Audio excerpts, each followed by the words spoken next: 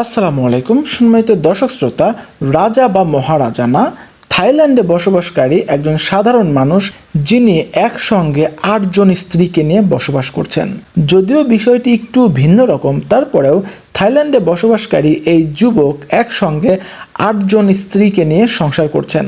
যেখানে বর্তমানে একজন স্ত্রীকে নিয়ে সংসার করাই অনেক ঝামেলাপূর্ণ এবং অনেক কষ্টসাধ্য ব্যাপার, সেইখানে কিভাবে তিনি এই ৮ জন স্ত্রীকে নিয়ে একসাথে সংসার করছেন এবং ইসলাম এটাকে কি বলে চলুন জানি। প্রথম কথা হচ্ছে, এই যুবক যে ৮ জন স্ত্রীকে বিয়ে করেছেন এটি কিন্তু ইসলাম কোনোভাবেই সমর্থন করে না।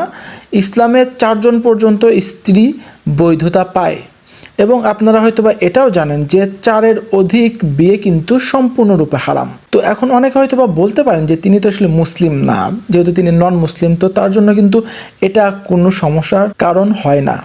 হ্যাঁ, আমিও একমত, তিনি যদিও নন মুসলিম কিন্তু তার থেকে কিন্তু অনেক মুসলিম ছেলেরা, অনেক মুসলিম যুবকেরা ইন্সপিরেশন নিচ্ছেন এবং অনেকে কিন্তু তার মতো কাজ করছেন। যেমন কিছুদিন আগে আমি একটা নিউজ দেখেছিলাম যে বাংলাদেশি একজন যুবক একসাথে ৭ জন স্ত্রীকে নিয়ে সংসার করছেন। এটা কিন্তু ইসলামে সম্পূর্ণরূপে হারাম এবং ইসলাম কিন্তু এর বৈধতা কোনোভাবেই দেয় না। তো যাই হোক, ফিরে আসি এই যুবকের কাছে যিনি একসঙ্গে ৮ জন স্ত্রীকে নিয়ে সংসার করছেন। এখন বিষয় হচ্ছে যে তার যে ৮ জন স্ত্রী তারা কিন্তু মিলেমিশে থাকেন এবং মিলেমিশে থাকার কারণে তাদের মধ্যে কোনো রকম সমস্যা হয় না। হ্যাঁ, হয়তোবা মাঝে মধ্যে একটু ঝামেলা হতে পারে এবং এটা সব পরিবারে হয়।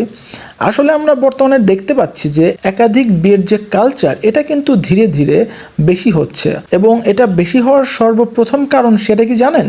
এটা বেশি হওয়ার সর্বপ্রথম কারণ হচ্ছে বর্তমানে পৃথিবীতে হু হু করে বাড়ছে পুরুষের চেয়ে নারীর সংখ্যা এবং এর মাত্রা এতটাই বেড়ে গেছে যে গবেষকরা আশঙ্কা করছেন যে 2080 সালের মধ্যে একজন ছেলের বিপরীতে প্রায় 4 জন নারী থাকবেন। তো চিন্তা করেন যে এই নারীগুলোর যদি দায়িত্ব আপনি আমি না নিই তাহলে কে নেবে?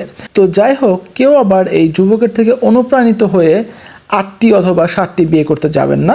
ইসলাম কোনোভাবেই 4-এর অধিক বিয়েকে সমর্থন করে না। তো যাই হোক সম্মানিত দর্শক শ্রোতা, এই ছিল আজকের ভিডিও। দেখা হবে পরবর্তী ভিডিওতে। সেই পর্যন্ত ভালো থাকবেন, সুস্থ থাকবেন, আমাদের সাথেই থাকবেন। ধন্যবাদ সবাইকে।